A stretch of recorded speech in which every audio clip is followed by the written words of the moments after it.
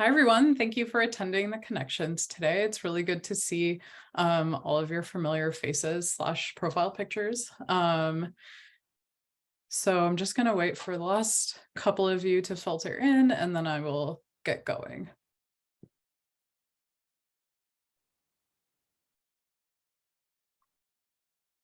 All right, I think we're good. So thank you for joining us today for the Connections. We have a fantastic lineup of speakers today. So without further ado, I will get going. I just wanted to take a second to thank our sponsors for today's Connections, and that knowing that we can't actually run these meetings without the support of these sponsors. So just wanted to acknowledge that at the beginning of the meeting. And this is the agenda for today. And so we're going to be hearing from Dr. Julian Silverman and Dr. Dean Campbell, and we'll have breakout rooms and networking sessions open for general discussion. So welcome to the Green Chemistry Connections. If you haven't been here before, or if you don't know who I am, my name is Nimrit. I'm a program manager for higher education. And I'm going to be kind of doing the moderating of the Connections today. And I'm going to hand it off to Natalie to introduce herself. Hi, everyone. Natalie O'Neill. Nice to see you again, meet you here today. I will be moderating a little bit and on the back side, so please feel free to reach out in the chat. Always great to connect and have you all here with us today. And I'm going to hand it over to Juliana to introduce herself.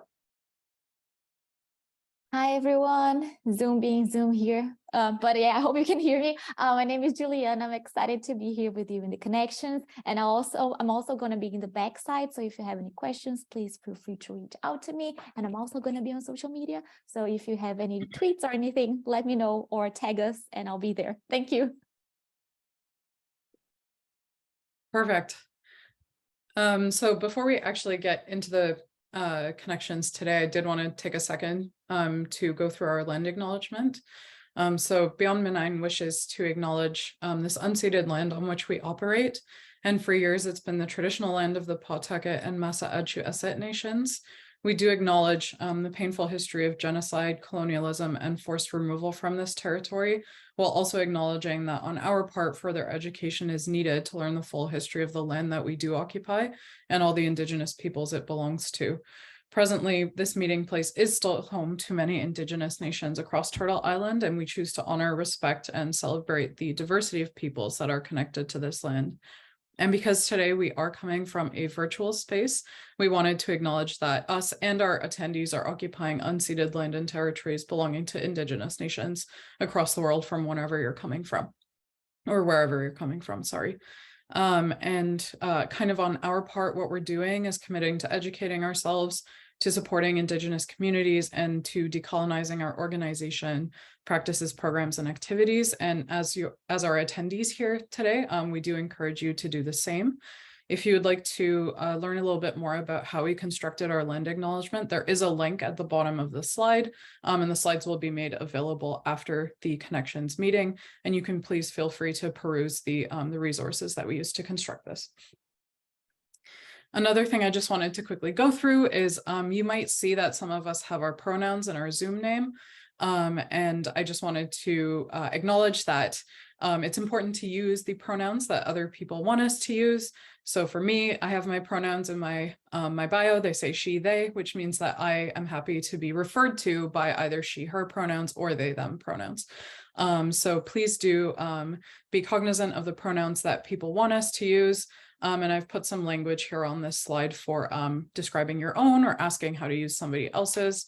And if you do want to learn more about kind of how we put this resource together and what we're doing to educate ourselves, there are some links there at the bottom of the slide too.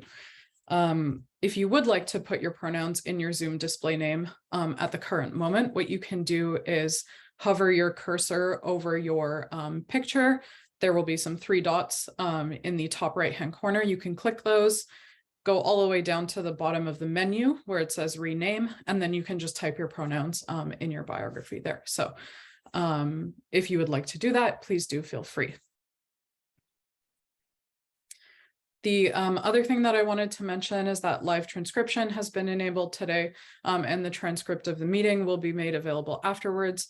So at the bottom of your screen, there is a button with the letters CC live transcript, and you can click that to enable the subtitles while we're talking, and they'll be generated automatically for you. And then the last thing I wanted to just run through is that we do have a code of conduct for the connections today, which you will have seen when registering. So please do keep in mind respectful conduct between everyone. And as a general guideline in the networking sessions and during the interactive portions of the connections, please do make sure that everyone gets a chance to speak or to ask questions. So one of the things that we are very excited about at Beyond Benign is our Minority Serving Institution initiative. And we did talk about this during the last connections, but what we are doing as part of the Green Chemistry Commitment Program is providing dedicated support to minority serving institutions through these 3 program objectives. And one of the exciting things that I wanted to talk about just quickly today is that we do have some dedicated support for students who are coming from minority serving institutions. So for those students who are part of the ACS student chapters, Beyond Benign is offering funding and support and guidance to those student groups if they want to apply for an ACS Green Chemistry Student Chapter Award. And so we are hosting a little event, which is happening next week, October 27th at 6:30 p.m. This event is for ACS student chapters to come and learn more about the dedicated funding and guidance that we're offering to them in their pursuit of trying to get this ACS award. And we are kind of offering this funding and support through our minority serving institution. So we're prioritizing those ACS student chapters who come from minority communities or who do a lot of green chemistry work with minority communities.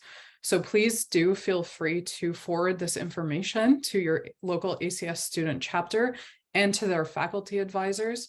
We would really, really love to see both of them there at this event next week. And again, these slides will be made available afterwards with the registration link as well. So another thing I wanted to highlight was our Meet Us Mondays and hearing from one of our signers, Veronica Zhang from Michigan State University, and just kind of the really great things that she has to say about all the work that she's been doing.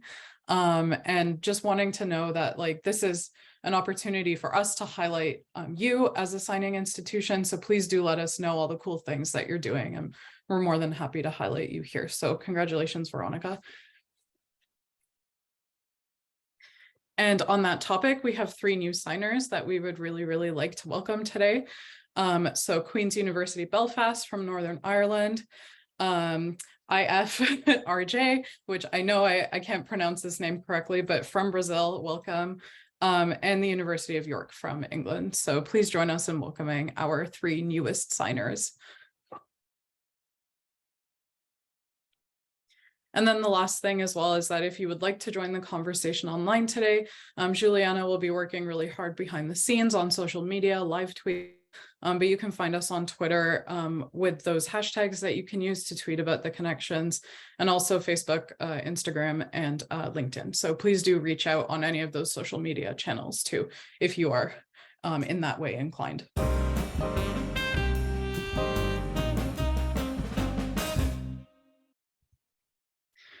So thank you for listening to that introduction. And without further ado, it gives me great pleasure to introduce our first speaker today, Dr. Julian Silverman, who's an assistant professor at the Department of Science and Math at the Fashion Institute of Technology in New York. And so Julian received his bachelor's degree in atmospheric and environmental chemistry from McGill University in Montreal. So he's a fellow Canadian, and an MPhil and PhD at the CNUY Graduate Center. And he conducted his research on conjugating lipids and carbohydrates to create soft materials at the City College of New York.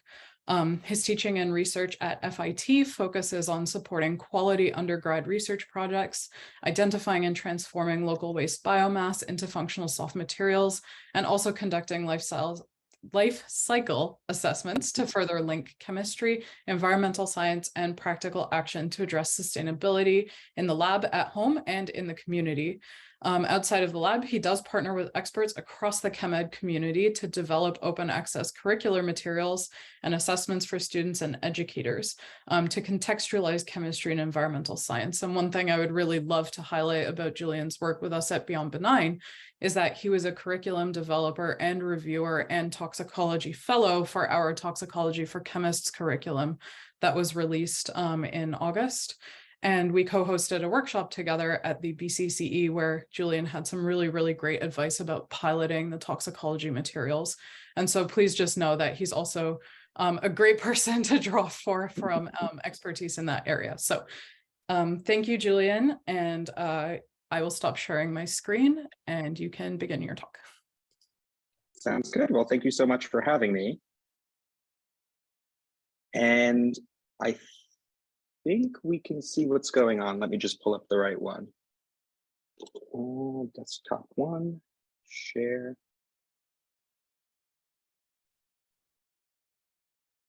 What can you guys see? Can you guys see my screen at the moment? I'm thinking I might not have permission. Nim, if I put the link in the chat, would you mind sharing your screen instead? Yeah, no worries. Thank you, and I'll just help you through the slides. With my new computer at FIT, they of course didn't give me the permissions, which is not surprising. So I'm going to let you share, Nim. With that said, thanks for having me. So not only is it a Sustainability Awareness Week at FIT, so we're talking a lot about green chemistry, you may also know it's National Chemistry Week, and the theme this year is Fabulous Fibers. So it was sort of a perfect confluence of these different ideas together. And so today I'm going to talk a little bit about my research as a green chemistry educator, so bringing these tools and resources into the lecture and lab. But then I'm also going to highlight how you can teach toxicology using these resources Nim was just discussing.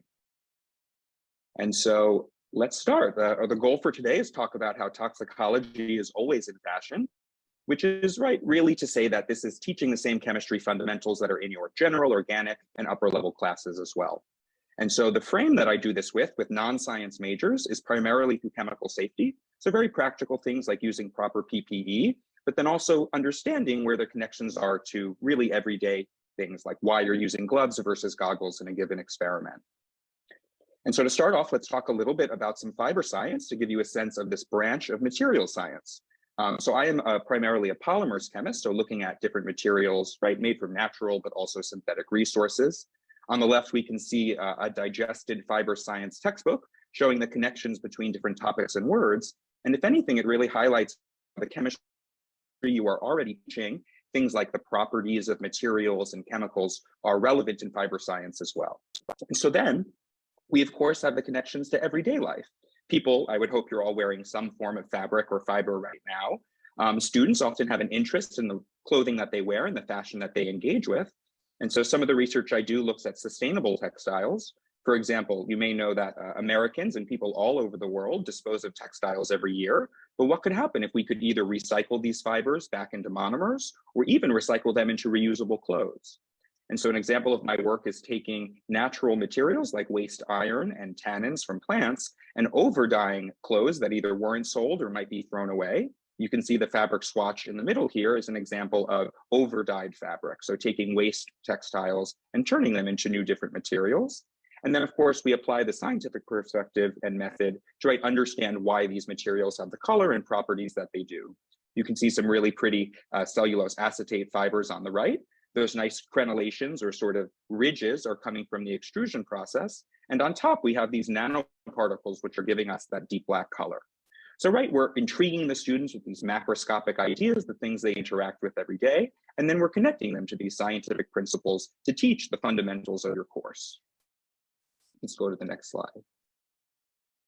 And so from here, we want to connect this context, the fiber or fashion science, to this idea of green and sustainable chemistry. So to kind of highlight the difference between toxicology, which I think of as safety in the moment, Should I drink this? Should I wear this?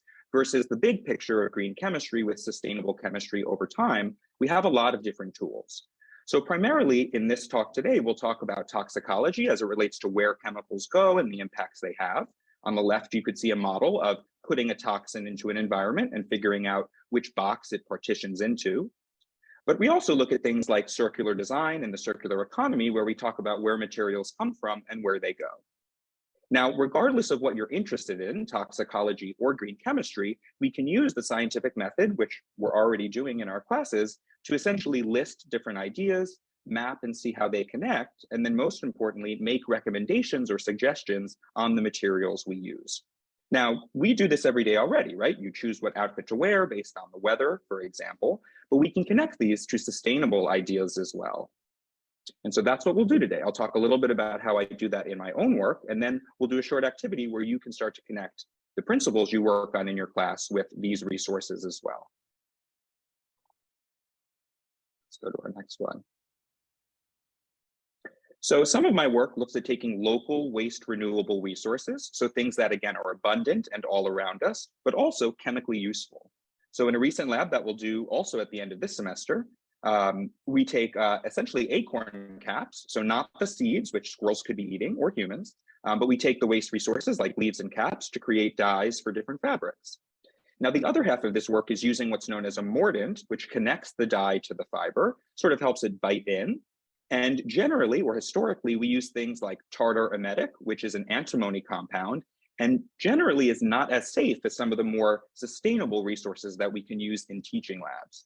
So for example, tartar emetic was one of the first mordants used to take Perkins mauve color and attach it to cotton. And as useful as that is, you can see here that the low LD50, which we'll talk about in a moment, indicates that it might not be the safest choice for a teaching lab. So instead, what we did was develop from waste resources, literally the old scrap metal, scrap iron in our labs, a yellow iron pigment that you can use instead to generate that yellow or orange color. And so, right, highlighting these alternatives, especially for teaching labs, but then also in the research that we do with students, can help them understand that it's not out of reach when it comes to bringing sustainability into the work they do. And so to connect this on the next slide to the very evident principles of green chemistry, right, we can see how different aspects of these works or labs that we touch on essentially connect to different green principles. So I always think of green chemistry principles as the through line or sort of the threads of the experiments that we do. And by highlighting how these relate to the different components, like the resources of feedstocks, alternatively, the products we create, creating, say, fabrics or dyes that can be purposefully degraded, right? They're not persistent, like plastics, for example. And then also safer mordants touches on how green chemistry principles, it's not so much a checklist of numbers, right, to get correct, but instead are these ideas that are sort of synergistic and can come together to create a more meaningful lab. This is what we might call like a systems thinking perspective, which I'll talk about in just a little bit. So let's jump to the next one. I think it should be after that. So the way that I do this, right, connect different contexts like fiber science, and then also the resources that are available to us, like the Tox for Chem program that Nim was speaking about, is by using this process known as backwards design. So this is totally borrowed from the educational resources community. And the premise here is that first you're identifying the goals that you're probably already doing in your classes. So these would typically be learning objectives that are maybe either given to you from other instructors that have taught your course before. These could be at the top of your textbook chapters, often they're literally spelled out, or you can of course be creating a new class and creating these for yourself. So in a moment, we'll talk about how you might link fiber science and toxicology, but know that clear learning objectives are always a great start to any kind of curricular content. The next thing we'll do is identify how learning objectives can connect to the variety of modules that are in the Tox for Chem program. So I'll show you the list of different modules we have, and we'll start to make connections between the things you're already teaching and the resources that we're going to provide to you. And then last but not least, the most fun to me is coming up with the creative things that students can do. So this could be writing out a lab report, right? The activities might be group work in class, or you can start to think of more creative assignments. One of the ones I had a lot of luck with recently was having students use safety data sheets to create advertisements for chemicals, almost like you'd see in a CNN magazine. And so what we realized is by not focusing on what it will look like to begin with, we have these core goals and principles that lead us through the entire work. So let's sort of step through these steps one by one. I'll show you some examples, and then we'll try to come up with ways that we can do this together. So again, I always like to start with learning objectives. Number one, because my institution requires it. On the right, you can see that SUNY, which is the system that my school is part of, has these sort of gen ed requirements that we're reaching. My guess is that your school probably has these too. I know, for example, they're called Common Core or course-wide objectives, but the premise here is these are really fundamental objectives for any science course that you're working on. And so it's no surprise that these objectives might be sort of modified or tailored to the specific class you're teaching. On the bottom left, you can see 3 of the learning objectives for my chemistry for cosmetics class that I teach at FIT. We have a lot of fun in here teaching about the both sort of Gen Chem 2 topics like solutions and mixtures, but putting them in a sort of generic framework so that students can use them regardless of their background. And so it's probably no surprise that these objectives are well suited for a variety of different courses.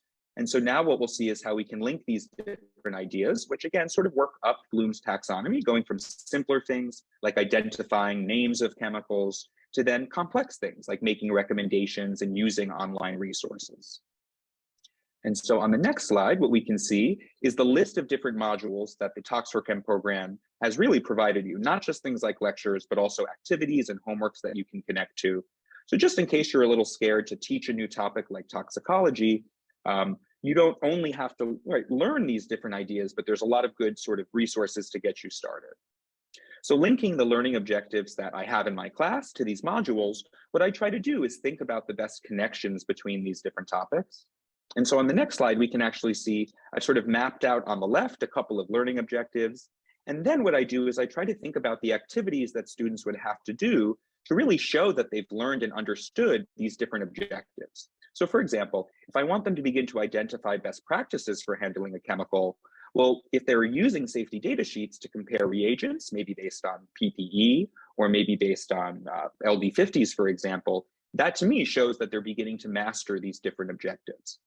And so know that you don't need to have an activity for each one of these. In fact, a well-rounded activity might tackle several learning objectives at once, but maybe in different stages throughout the activity. And so you'll notice here I've identified a couple different modules for each objective. Usually I use one at a time, but it's helpful to see that they're sort of not only interdisciplinary, but connect to these different fundamental ideas. So my guess is that in a course that you're teaching, you could use different resources throughout the semester to kind of hammer home or reintroduce the same ideas a couple different times. So let's look at our next slide. This is a specific example. So a very popular activity that we did in our first lab this year is Tom Kunzelman's dyeing with really Gatorade or things like Kool-Aid, which is a lot of fun. It's obviously very safe. But the way that I framed this activity this year was because it was their first lab and because they're not science students, we actually pretended that this Gatorade powder, which is totally safe to handle, right? You end up drinking it usually, was hazardous or toxic. So in the first lab, they're learning to use proper protective equipment, not out of fear of the actual chemical, but for further chemicals we'll use. They also practice disposing of these chemicals safely, and of course, talking about different ways that they would test to see if a chemical might be harmful. So traditionally, we dye the fabric swatches on the right side of the screen, but this year we also had them dye fabric and weave them into a bracelet so that they could wear that over the next couple weeks to see if there's any adverse reaction to the chemicals they used. Now, again, we knew these chemicals were safe, but this is the kind of practice that weavers and dyers use to determine if the fabrics and dyes they're using are safe to handle. And so what I did was I took a resource that was already provided, Tom's work here, and I just brought it into the world of toxicology. And so now let's see how we can do that. So today's activity, which you're not required to do, but it's not so bad, is to first think about something that you're trying to teach in your classes already. This could be a topic like stoichiometry. This could be something very specific like naming organic chemicals, but maybe you can think about something that you have difficulty working with, and I invite you to put it into the chat. We'll have some time to talk in just a little bit. And so to show you how we're going to structure these learning objectives before we map them and then suggest activities, let's look at Bloom's taxonomy again. So on the next slide, we can see this pyramid. And if you've never seen this before, it's sort of a model for how students work from very basic ideas like memorization and remembering names, for example, all the way up to really high-end stuff like creating a suggestion or a procedure or a new product.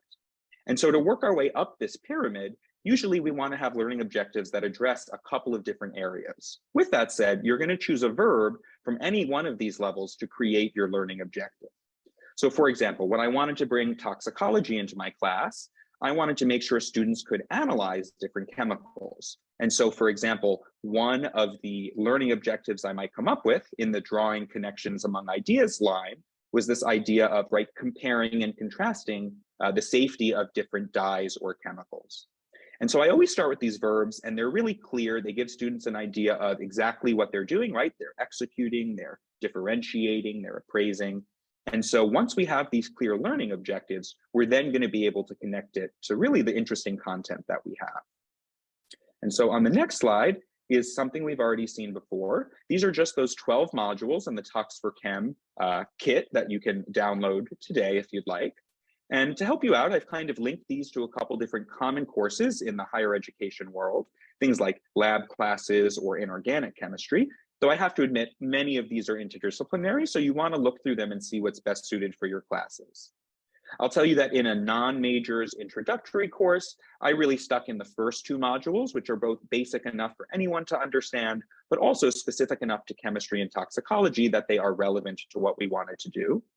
And so by teaching simple things like, again, LD50s, the lethal dose of a chemical, we're able to start to bring in these really complex ideas, but in a relevant way. So take a moment to think again about one of those things you want to teach in your class, maybe something you're struggling with, maybe something that works well, but you want to update. Is there perhaps a module that you already know could link to what you're interested in? And if you're not quite sure, I would again invite you to totally download these resources. You can parse through the lecture decks, you can look at the overviews for the modules and start to see where these connections are. And so on the next slide, we'll see an example of this. So these are two very different kinds of activities that I did in a sort of second level chemistry for toxicology course, or Tox for Chem. And so one of them was definitely more interactive, what I found to be more fun. It was a murder mystery, right? So we're talking about different doses of chemicals and perhaps the types of hazards that they have. This was an introductory example that I did just to, kind of break the ice with chemists who weren't as familiar with toxicology.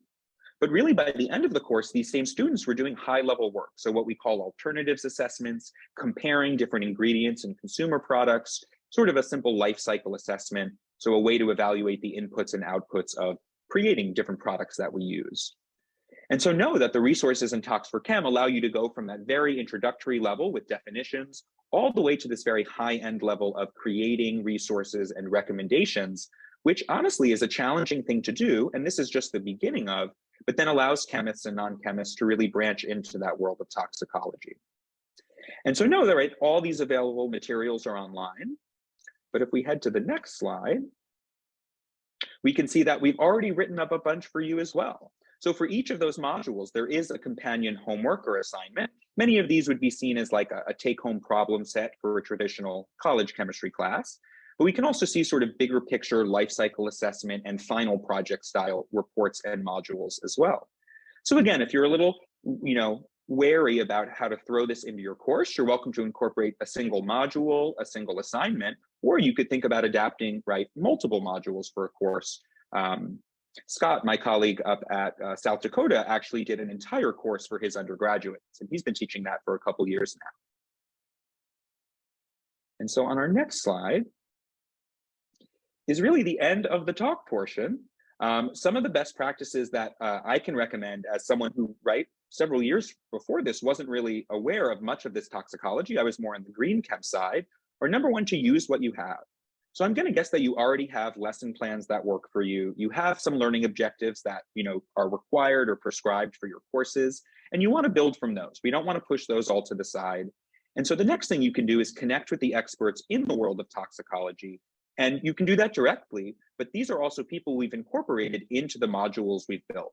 So it wasn't just chemists creating these slides and lectures, it was also toxicology experts, people like Saskia Van Bergen, for example, works with both nonprofits and also companies to make sure that their products are safe. So know that you're having help even if you're using the resources and not directly connecting with others. And the last part is that the dose is the poison. This is one of the prime ideas of toxicology. And so you really don't want to overwhelm yourself at first. I would totally advise not creating a brand new course to begin with, but again, taking one learning objective and maybe one module throughout a pilot semester so you can then see what works for your students and doesn't. And honestly, there are a lot of other digital resources online. The Society of Toxicology, which is similar to the ACS, has literally lists of learning objectives which you can connect your to very easily. And I learned a lot of this background on ToxTutor, which was essentially an online textbook for my students. And so with that, I'm going to pause for just a couple questions. I want to invite you to not only follow me online with some of the fiber science and work that I do, but also invite you to build on these, right? You're going to hopefully take these resources and make them your own. And so as they change, we invite you to share with us the new developments that come, not only for your students, but also for the research that you do as educators. And thank you for listening.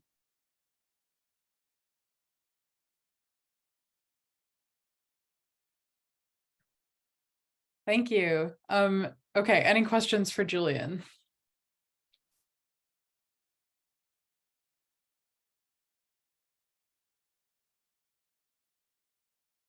You can feel free to unmute, or you can pop a question into the chat. I have the chat open. If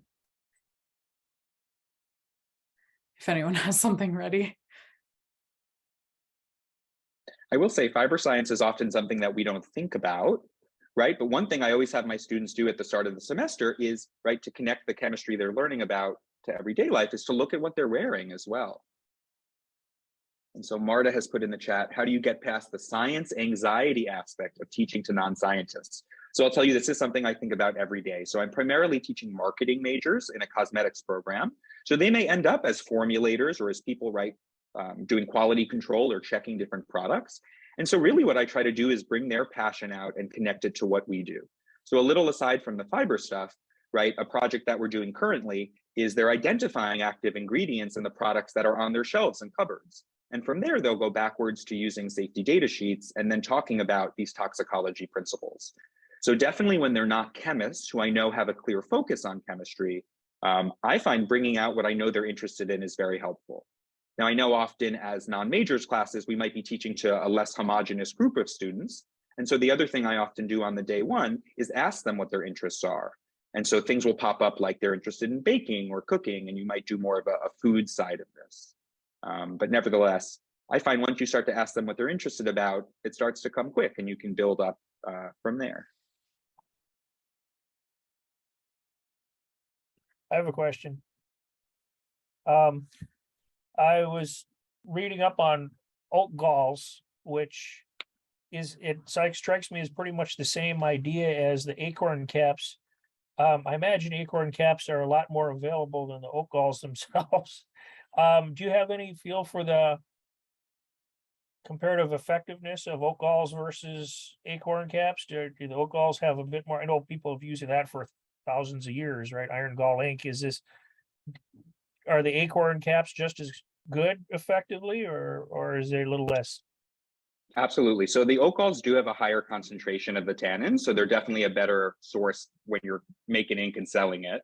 But for the students, I find the caps are not only easier to find, but they're just as good at creating the dye, more for a hands-on experience. But I'll tell you that they sell powdered oak gall in like the pigment stores down the street.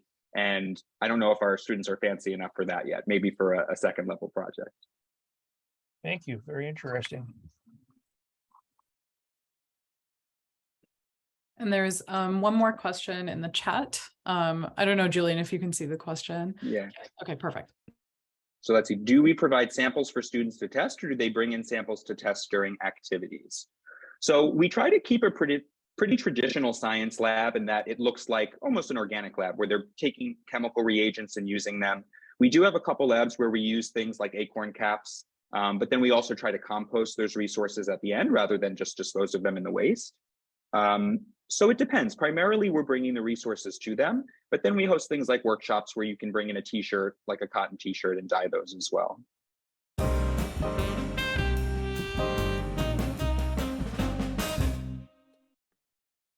So hi, everyone. Welcome back. I'm sure if you were in Dean's breakout room for the first portion, you have already realized that he is a wealth of knowledge. I do want to introduce Dean formally, but I will also say that last night when I went to go write Dean's bio and think about introducing him, I've been working with him and interacting with him since 2019. And I think when we work with people all the time, we don't really think about all of the things they have done over time. And I was just in amazement of the amount of things that Dean has done. So Dean is joining us from Bradley University. He has been teaching there since 1998. He has a general interest in general and inorganic materials and environmental chemistry. You may have already had a chance to hear from him, but you'll hear from him more, and I hope access his resources for demos. He's in a wealth of knowledge for demos and also in student group activities as well. But I know today that he's going to share his work in going on a tour that connects with the theme of National Chemistry Week. So with that short introduction that doesn't even scratch the surface of all of you, Dean, I'm going to turn it over to you and give you the floor to share your story with us.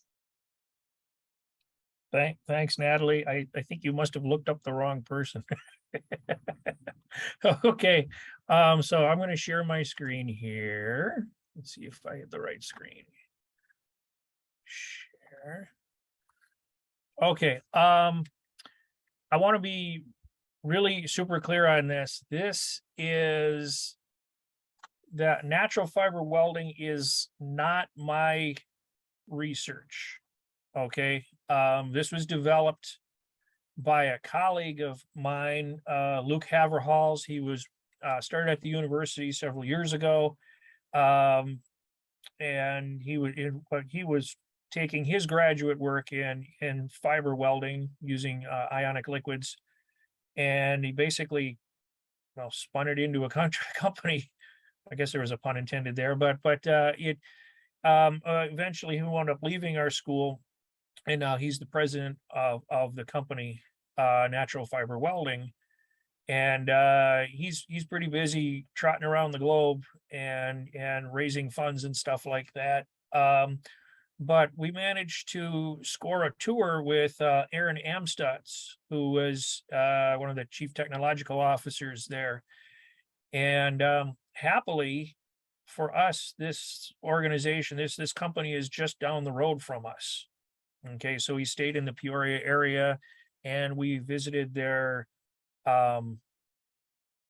initial base of operations off the Bradley campus, and now are moving into about 4 different facilities as they expand. And so what I did was I grabbed a couple of my students who've worked with me before on various projects.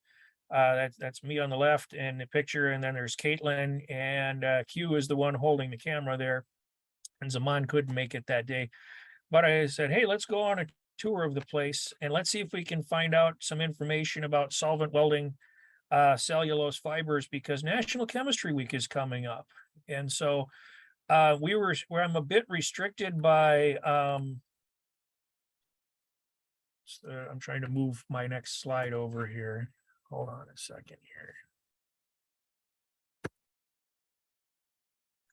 Why is it not advancing? Oh, there we go. Okay, so I'm going to show you about some of the things we saw. I'm going to start with our own land use acknowledgement. Bradley University was built on the land of multiple Native nations. These lands were the traditional birthright of indigenous people who were forcibly removed and have faced centuries of struggle for survival and identity in the wake of dispossession and displacement. I'm going to acknowledge that our campus, Bradley campus, sits on the lands that were once home to the Peoria, Kaskaskia, Piankashaw, and Waya nations. We express honor to these indigenous people who we may have excluded in this acknowledgement due to erasure and historical inaccuracy. And I want to add that, yeah, we need to think about what we should be doing about this. And as Nim pointed out, there's a lot of different things that Beyond Benign has been doing to address this. Okay, so natural fiber welding got its start with what we call the Claris process. Okay, and in the Claris process, it involves using ionic liquids to solvent weld cotton yarn. Okay, and to get into this, I'm going to use some terms that I learned here. Let's think about cloth. Okay, cloth is woven or knitted from yarn. Okay, and coming in, I had in mind the yarn that my mother works with, the real thick stuff. Okay, but even the yarn they're talking about is what I would call threads. Okay, And the yarn itself is made from twisted fibers. Okay. And the fibers, in the case of cotton, contain largely cellulose polymers. Okay. If what they're trying to do is they're trying to take these fibers, and you can see the electron micrographs in this image here, of a yarn. You can see all the fibers. They look like strands of spaghetti, right? Okay. The idea is to take these fibers and solvent weld them so that the fibers sort of fuse together. Okay. And in the image on the right, what we have is a cross section of the yarn, and these were provided by Natural Fiber Welding for us. But if you look, can you see all the individual fibers towards the center of the yarn? But as you look out towards the edges, all the fibers are sort of merged together. Okay. And the idea is that this would still maintain that this is still cellulose, but because these fibers are sort of fused together into one continuous structure or a few continuous structures, it produces a much tougher, a stronger fiber and more something that's more abrasion resistant than the original yarns. Okay. And they've also found out that it has some very interesting moisture management properties. Cotton, as you know, is very water loving, right? But by solvent welding some of these fibers in this yarn, you can sort of, in some cases, force water to move wick one way through the material and not go backwards. Okay. But when I look at this solvent welded fiber here on the end, it looks like what I call a spaghetti crystal. And, when you make spaghetti and sometimes your noodles all stick together, right? And I use that in my materials chem course as an analogy for polymer crystals. And I call them spaghetti crystals. To me, that looks like a bunch of spaghetti all clumped together. What I was also thinking of this morning is if you've ever had a shoelace that's broken, maybe a nylon shoelace, and if you've ever taken like a lighter and used the heat from the lighter to sort of melt the ends of the shoelaces together so you can keep using the shoelace. I don't know if anybody ever does that, but that's what it kind of reminds me of as well. Only this isn't heat, this isn't melting, this is solvent welding. All right. So cellulose itself is a polysaccharide made from polymerized glucose. Okay. You can polymerize it one way and you can get starch, and you can polymerize it a different way, you get cellulose. All right. So this is a cartoon of the cellulose structure. Cellulose tends to be a linear polymer, and it tends to pack together very tightly. And it can be very crystalline in that regard. And it's less soluble than starch. Starch tends to be branched or sometimes helical. And so as an analogy here, I went into the backyard and I found some straight sticks and some branchy sticks. And you can see that the straight sticks bunch together a lot better than the branchy sticks.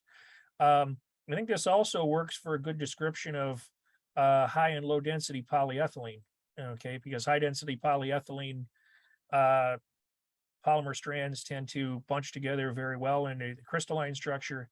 Low density polyethylene tends to be more branched, and LDPE is often a bit more flexible than HDPE. Okay, but I just wanted to show you this as sort of the structure we're thinking of, because we're visiting an active company with lots of trade secrets. We all had to sign non-disclosure agreements. Okay, so there's a lot of things I'm not allowed to say that I'm just burning to tell you. Okay. But this is the ionic liquid. Thankfully, they let me share that. This is the ionic liquid that they use to do solvent welding. And ionic liquids are ionic compounds. But in general chemistry, when we talk about ionic compounds, we usually talk about relatively small cations and small anions, have a relatively high charge density. And the cations and anions are attracted to each other by electrostatic interactions. Ionic liquids are not really any different, except the anions and the cations tend to be large organic ions. Okay. And so they have a lower charge density, and they often have nonpolar functional groups. They're a bit greasier, if you will. And as a result, these ionic liquids have much lower melting points than inorganic salts. And many of them are liquids at room temperature, hence the words ionic liquid.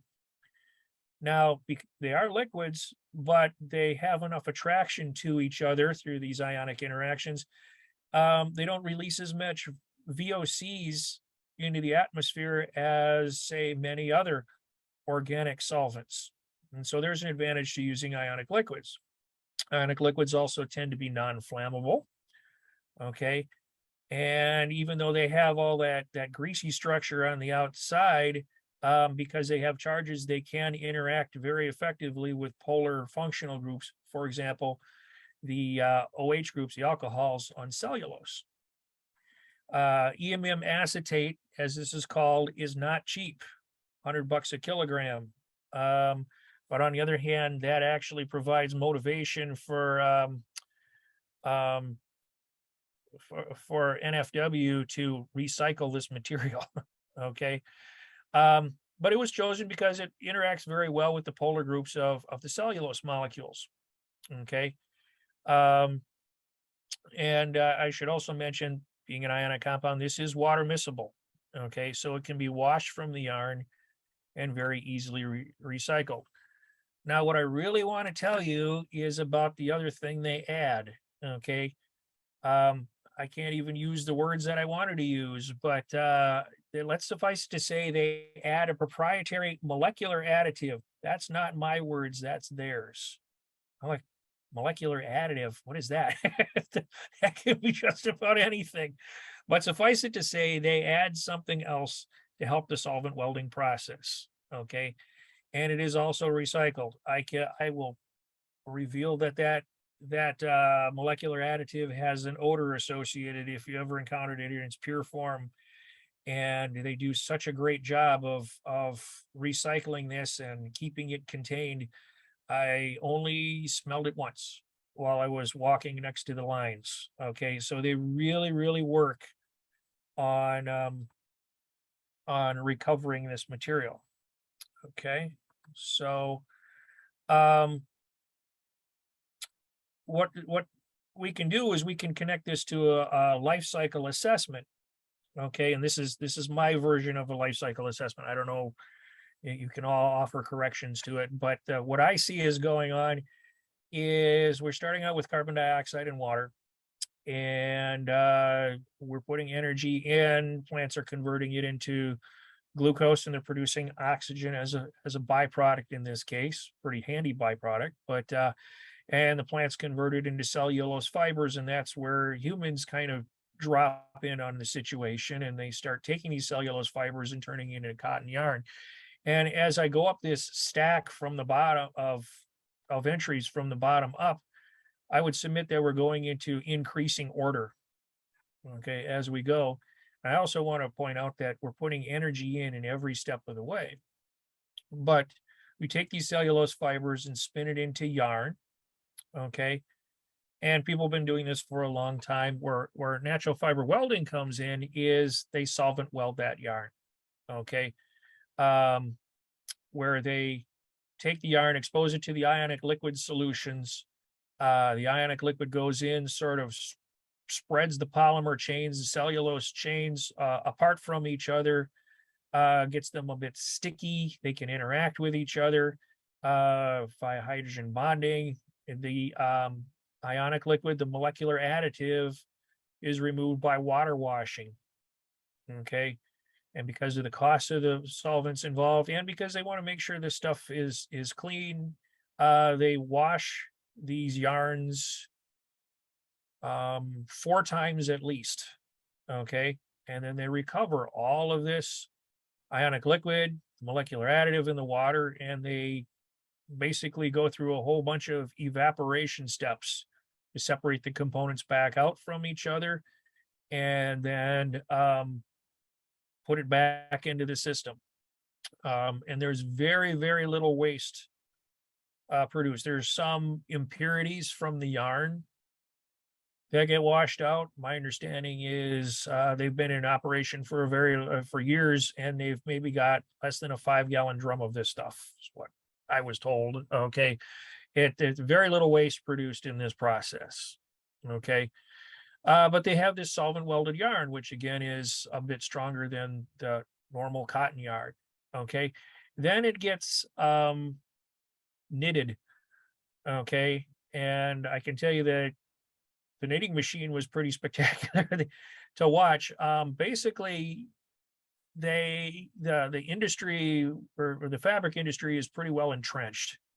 Okay, and they had a hard time finding companies that were willing to take their knitting machines and say, hey, let's use this experimental yarn and knit some fabrics off of it. And so what natural fiber welding had to do was they had to get their own knitting machines, and I don't know, it was a bunch of spools feeding yarn into this sheet of fabric, which was growing and spinning round and round, and it was just pretty spectacular to watch. But they knit this into their fabric, which they call the Claris fabric. Okay, my question was, why not make the fabric first and then solvent weld the whole thing afterward? And the response was, well, if we did that, we wouldn't have a shirt that anybody would want to wear, because it would get too hard, it would get too rigid, it would be very uncomfortable to wear. So they have to solvent weld the yarn and then knit it into the fabric. Okay, but once you have the fabric, then you can make it into clothing. And don't have an extensive list of all the companies that are into this sort of stuff, but I know Ralph Lauren was a company that has really taken an interest in this. Okay, so once we have this, what do we do with it when we're at the end of use? What happens when the clothing wears out? Okay, obviously we're trying to avoid the grave. All right, we don't want to go from cradle to grave. We want to try and reuse as much of this as possible. And the game plan is to recycle as much as possible, break it down into the cellulose fibers and bring it back into making more yarn. But there is that composting option as well. It is cellulose, it is biodegradable. And here in the composting, what you have is eventual combination with the oxygen and bring it back down to carbon dioxide and water. And so that sort of completes the cycle. I want to point out, in every step along the way, we're pumping energy in, right? Except one.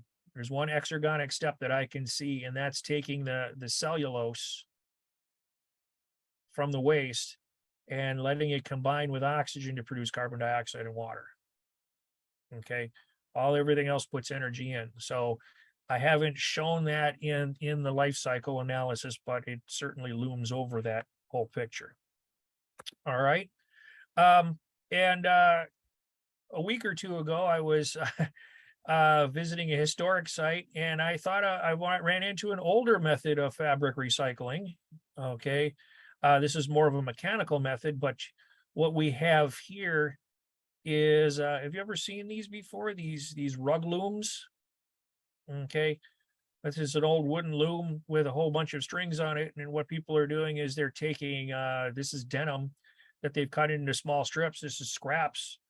And basically that you take that little shuttle in the middle and you run it between the strings, and you have these foot levers, and you move the strings past each other and move the shuttle the other direction, and you move the strings back and forth. And by the time you're done, you're left with a rag rug. Okay. So this is sort of an old school way of mechanically recycling fibers. Okay. But what natural fiber welding is trying to do is to use chemistry to recycle things more at the molecular level and really close the loop on this process. If we consider fibers that were petrochemically based, okay, polyethylene terephthalate, for example, or polypropylene or other fibers that you find in fabrics. All those are petrochemically derived. They're pulled out of the carbon's pulled out of the ground as oil. And a lot of this is using old carbon. The idea here is that if in this cycle with the cellulose, we're having stuff pulled out of carbon in the air around us, and we're using so-called newer carbon, right? And so it's a different approach to well, using our carbon sources. Problem is not only we have this polypropylene, the polyesters, these petrochemically derived fibers have different mechanical properties than cellulose. There are advantages to working with polypropylene. There are advantages for working with polyesters because of the way they interact with moisture, for example, or their strength. And for a while, cotton has not been able to compete at some of these levels. And so one of the points of solvent welding these yarns, solvent welding this cellulose, this cotton, is to be able to make yarn that is mechanically similar to these petrochemically derived polymers. Okay, so hopefully the goal is in the future to make fabric that behaves like polyester, polypropylene, but it's derived completely from cotton. And so that's the goal here. What kind of shirts can you make from these? Expensive ones. Okay. Most of the people there are kind of, the shirts are clothing is kind of experimental. And, you know, some of the shirts are like $70. Okay. So nobody's running around wearing a lot of these. Okay. So it's going to be some time before we find this stuff on the shelves at Walmart. They send us some fabric samples here. And all I can do is I can just wave them up on my screen and stroke them and say, ooh, you know, I can, they feel like fabric.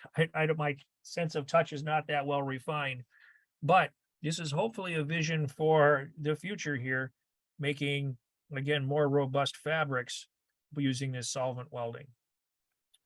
And so from an educational standpoint, we said, how can we show solvent welding in a classroom to a large group of people? Okay. And so what we did was, instead of using cellulose, we took some starch packing peanuts. Have any of you ever solvent welded starch packing peanuts? Starch is a little bit water soluble. Okay. We have 3 strands of packing peanuts strung on some just ordinary yarn. And I'll show you the video what we did here. We have the packing peanuts on the yarn, and you twist the yarn up like that, twist the strands. So each of these packing peanut strands represents a cellulose fiber. Okay. And they just spin apart from each other, right? But if we twist them back together, and this time we hit it with some water. We'll speed this up a little bit. Elapsed time on this was maybe 2 or 3 minutes. Maybe give it a little help there, squeeze it together.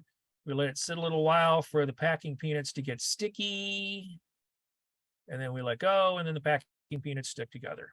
And so what we've done is we've taken starch-based packing peanuts on a string, and we've solvent welded them together. And this is an analogy to the solvent welding for the cellulose fibers in the yarn.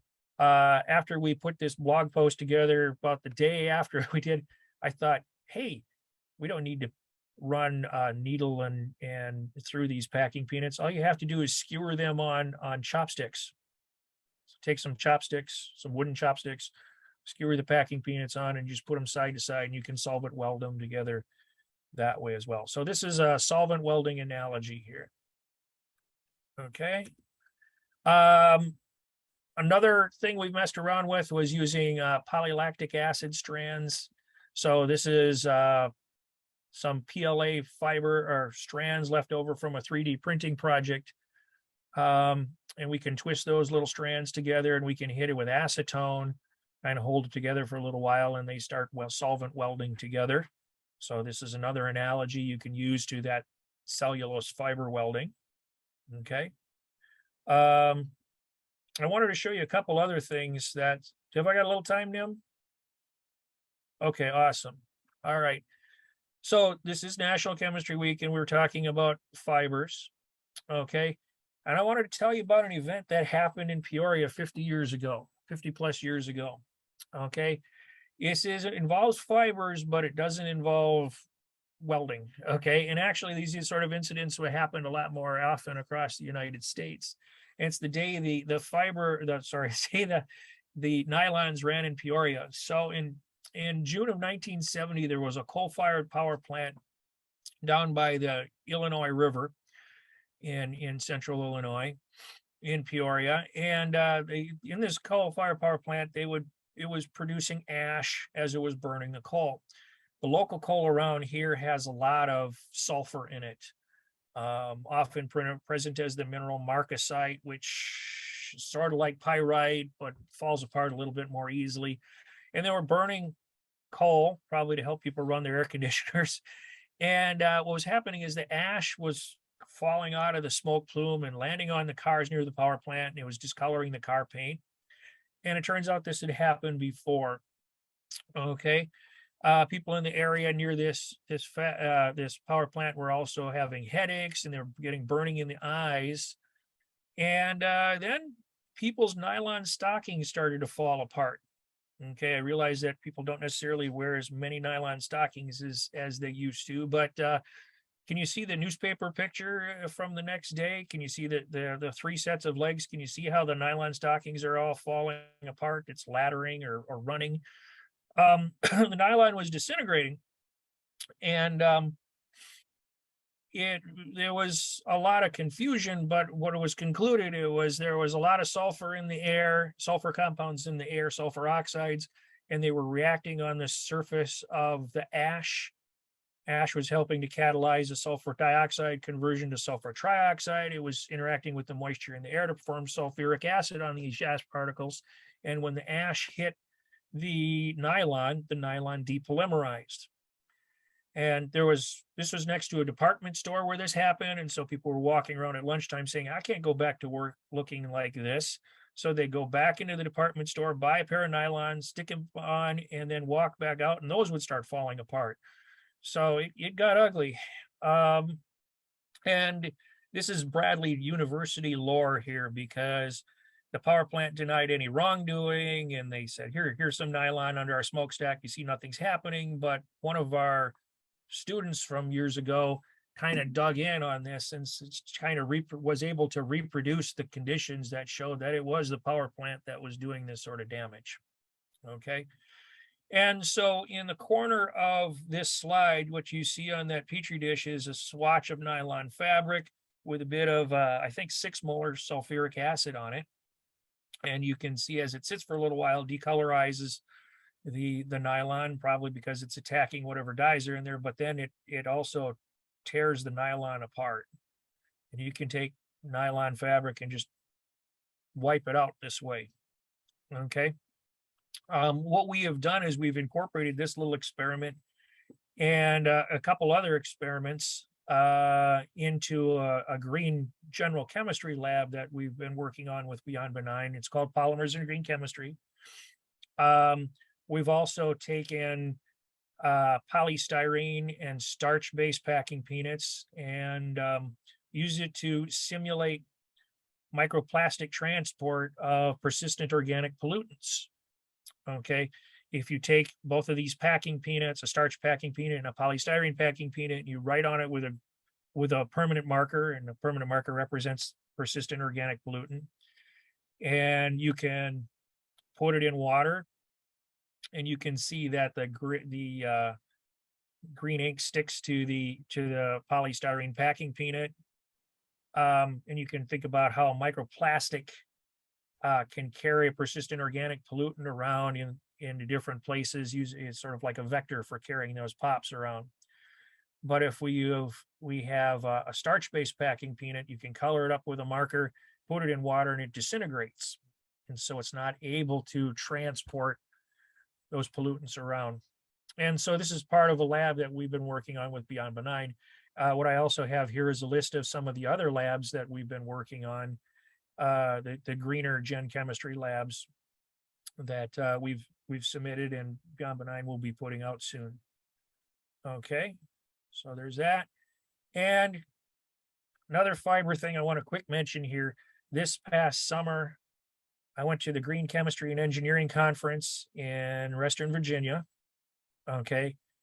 And if you ever go to Reston, it's really close to Dulles Airport. If you go to Dulles Airport, they have part 2 of the National Air and Space Museum.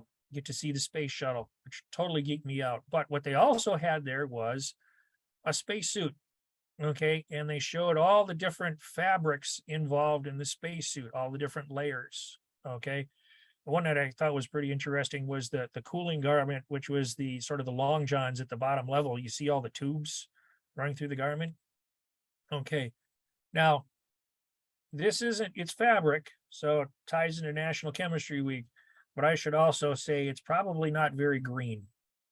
Okay. I find when I get some funding from the Illinois Space Grant Consortium and do some space related stuff, I find that there's not much of an intersection between green chemistry at this point, green chemistry and space chemistry. So I think that's an area that needs some work. And I'll just throw that challenge out there for everybody to think about. Who knows, maybe natural fiber welded products will find their way into spacesuits on down the line. Who knows? So I want to thank you for all your attention. If you want to take a look at the blog post where I talk about our little visit to natural fiber welding, there's a QR code. And I want to thank Beyond Benign and these other organizations for their funding. If you've got any questions for me, my email address is campbell@fsmail.bradley.edu. And thank you for your time.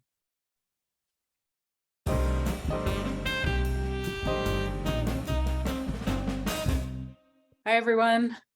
We made it.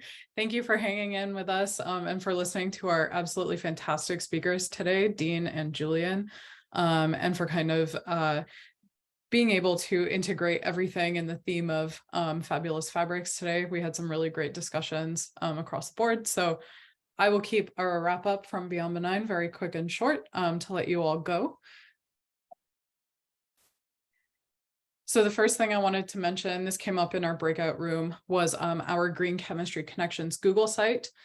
So the link here is at the bottom of the screen, but this is a place to go for any questions that you might have that you think the community could help you answer, or us over here at Beyond Benign. Maybe you didn't get a chance to ask your question today. Please do post questions in this discussion space. And you can also, if you have resources, feel free to share those resources here. So just know that this is your place for everything in terms of connections follow-up. So please do feel free to venture over to the Google site.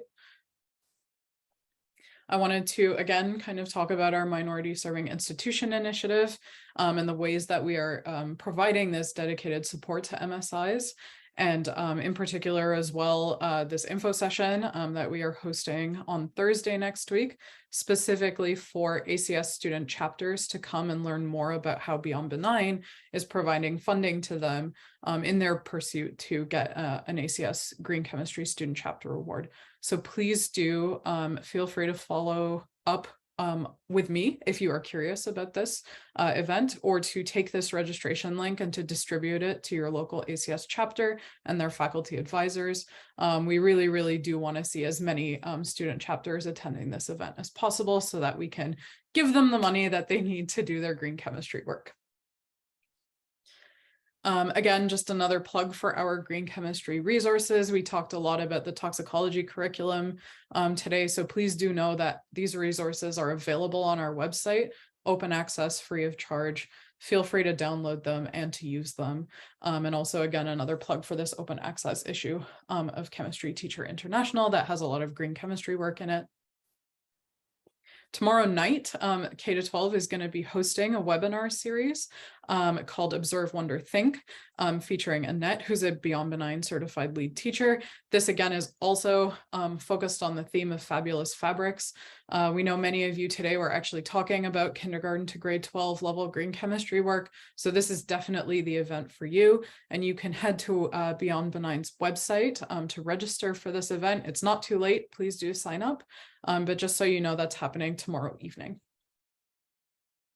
In general, the Green Chemistry Connections, these are our monthly events. And so they're monthly opportunities for this networking and sharing. And we do this on the third week of every month. So the next one is going to be on November 16th. We do have three very fantastic speakers lined up. So please do stay tuned for all the updates, and you can register for free on our website. And then obviously also the Green Chemistry Teaching and Learning Community online platform, which is a project that Beyond Benign is launching in 2023. This online platform is going to be kind of a one-stop shop for anything green chemistry related. And you can sign up for our mailing list and our newsletter to get all the updates about this online platform. But hopefully that will also be a space where all of you can come together and share and network with one another. And there are a few events that are happening recently that are kind of affiliated with this online platform. So if any of you are planning to go to the My Green Lab Ambassador meeting, which I think is only open to My Green Lab ambassadors, please know that John, our senior program manager, who is in charge of the GCTLC, will be giving a talk at that ambassador meeting. There are these ECOS Chem external engagement meetings, which you can register through from our website, where basically we are soliciting feedback on defining the criteria to define what is sustainable chemistry versus green chemistry. Please do know that you can be part of those meetings. So the registration links are there. And then finally, John has asked me to kind of spread this philosophy statement survey, which is basically getting feedback from you as community members, because this platform is going to be a community online platform, about what green chemistry means to you, and us being able to take your feedback and incorporating it into our own philosophy and kind of manifesto, if you will, for the platform. So please do take a second and fill out that survey if you do have the time.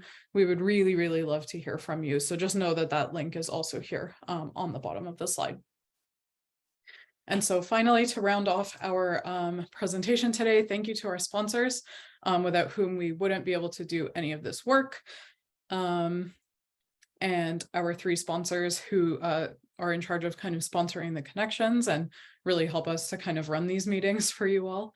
To our speakers, to Dean and to Julian, and then also to you for your attention, please. Thank you for coming, and we are very excited about all the discussions that are happening today.